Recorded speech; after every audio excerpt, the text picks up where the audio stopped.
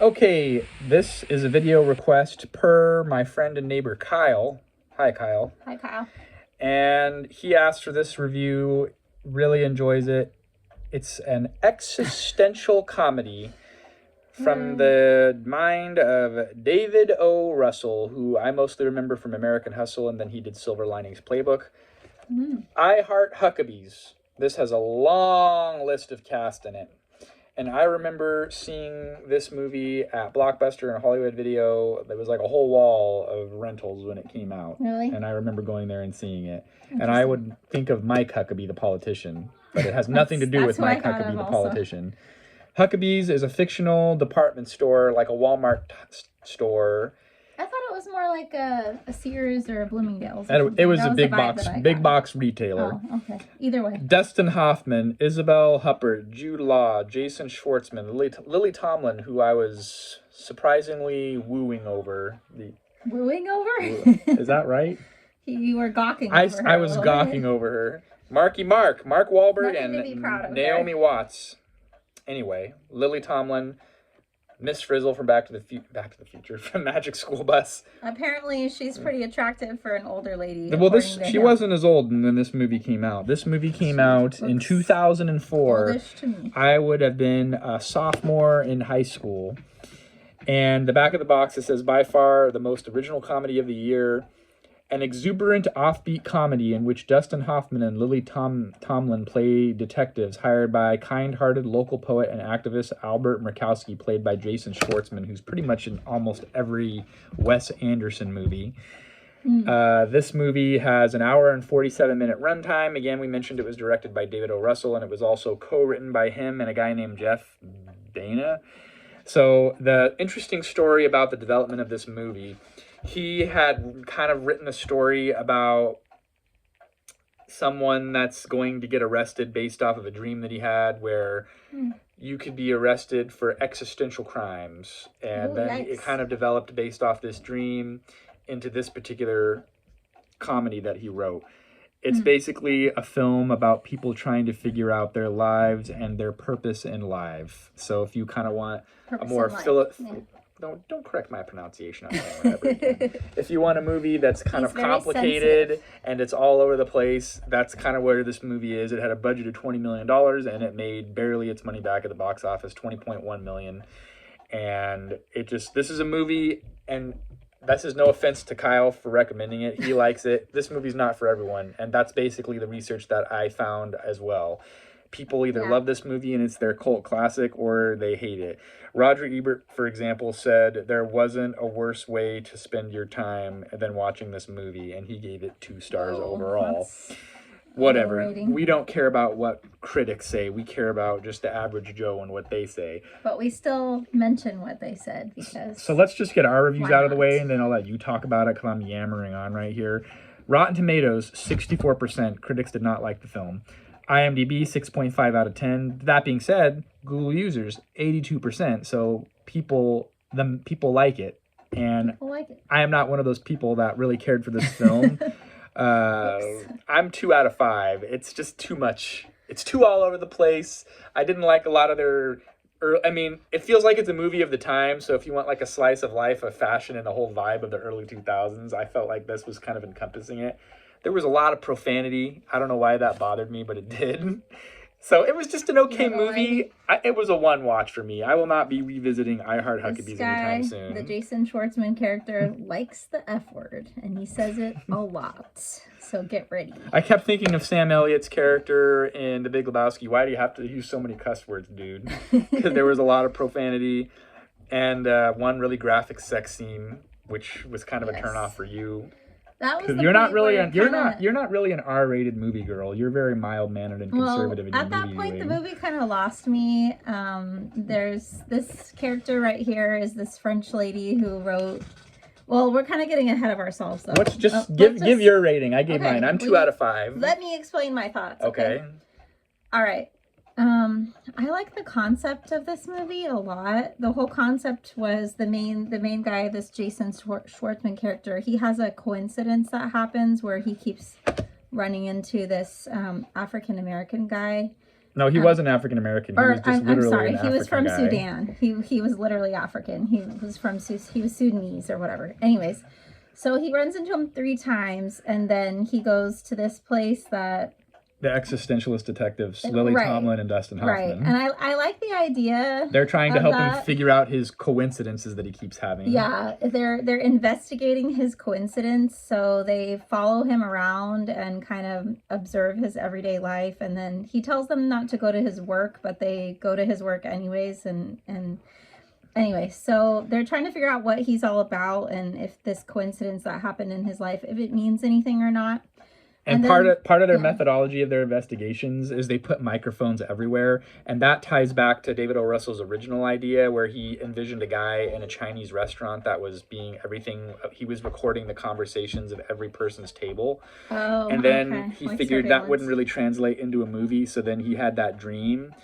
But that's like where the movie kind of goes down rabbit holes. Okay, so what this is mainly about is then they introduce this other character, this French lady who wrote a book, and she's a nihilist. She was originally associated in a professional way with the Tomlin character and the Hoffman character, right, but then she was too nihilistic and she went off on her own. Right, because they're existentialist and she's nihilistic, so with a nihilistic view of basically everything's meaningless and there's just suffering and death in this world, and it's all cruel and heartless and pointless, and so the sex scene is her. She just all of a sudden gets really horny. Yeah, I was trying to think of a better term, but she gets really turned on by the Schwartzman guy, and she just like, I don't know. They go to town in the mud.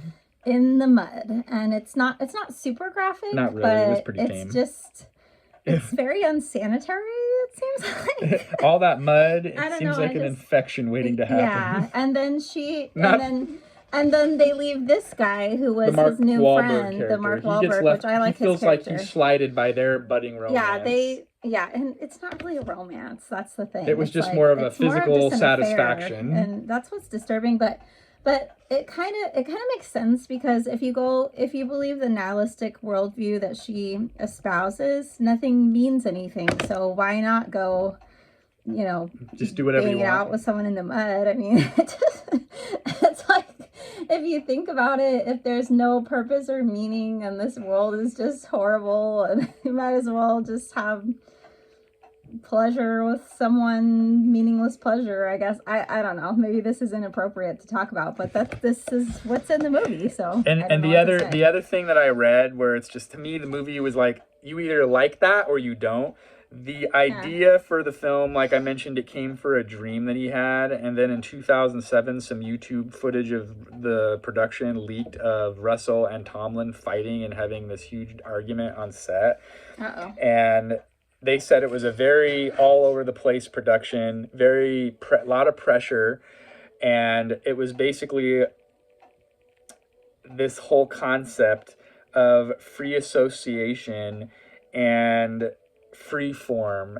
And if you don't like that, that's why there was a lot of conflict on set, because of just the way that director was going for the idea. If you can't accept the free association and just free form, and you want more structure and order, this is not the movie for you. And I think that's kind of why it was hard for me to follow. I am not a very philosophical person.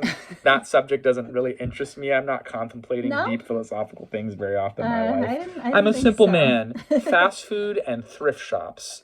I don't contemplate. And the type of stuff that I'm usually interested in is like real life stories of adventure and heroism. So like this movie where it's like very existential and philosophical. I am interested in philosophy, but like a lot, but okay, his character arc was good too. You first meet this character, his wife is leaving him and she's throwing out like all his stuff in boxes like on the yard and taking away his daughter.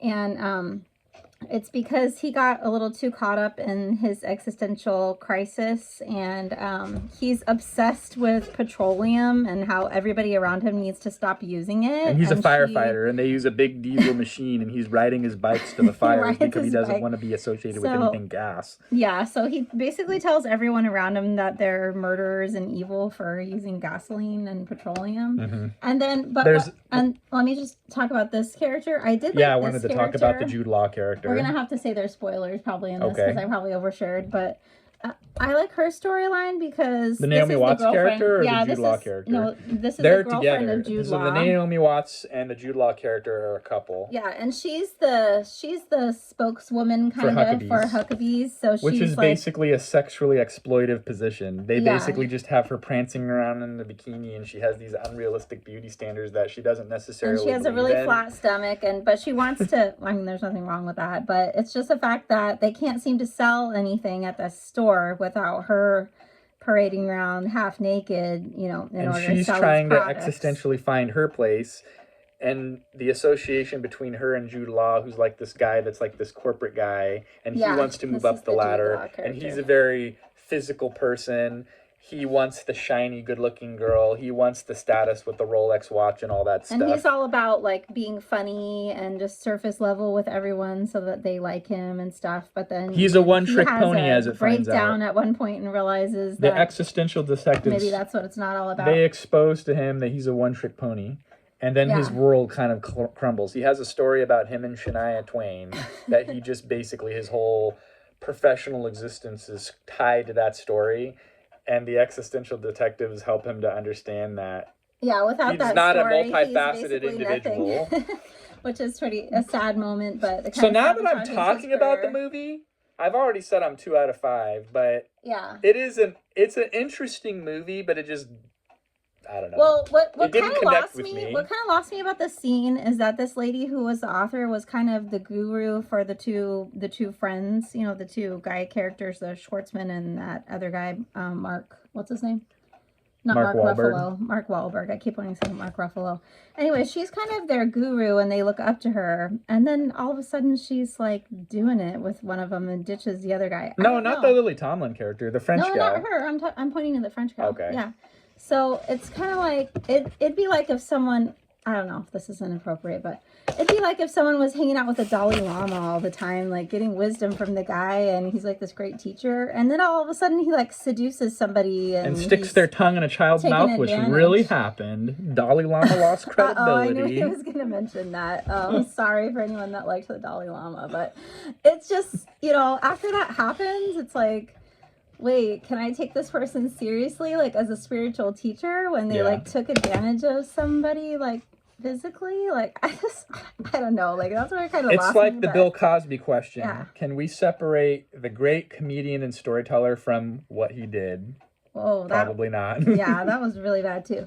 But, and I mean, this was consensual, but she was a lot older than him too, so that was just weird. But anyways, so did you ever actually rate your rating? Or are you still building up? No, you didn't say that. No, I'm building up to it. So, okay, one of the other good, I was going to say the Naomi Watts. I did like her storyline because she realized that she wanted to be more than just the pretty girl, and not just the pretty girl, but just prancing around half naked and stuff. So she starts wearing like overalls and a bonnet. And then she asks the Jude Law character, like, do you still love me? Even with the bonnet and the overalls? And he's like, no.